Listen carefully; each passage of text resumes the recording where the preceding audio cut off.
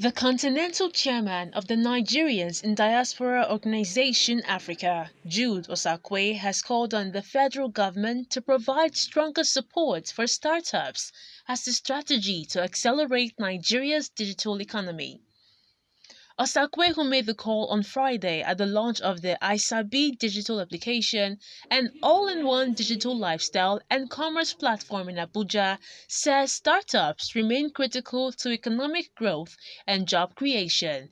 The professor of informatics explained that he chose to identify with the Isabi project because of its potential to transform the way Nigerians conduct business online.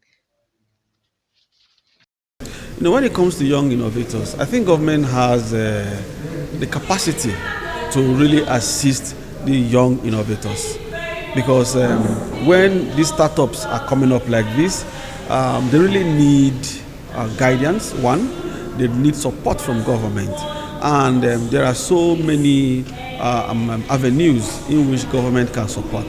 I think the Ministry of Trade, Ministry of Industry, I think they have even the Bank of Industry.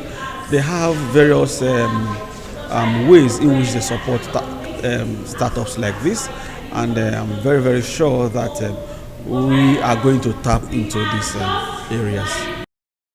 The adoption of technology is increasing.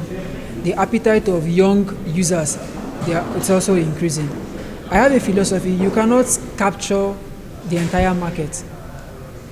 You create a niche, you stay on that particular niche, and eventually, as your product begins to move, the market begins to decide your next line of action, next line of direction.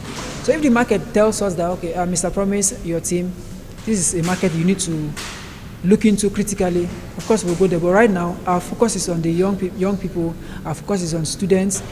A lot of students that are leaving secondary school, we want them to grow with this platform as their go-to platform.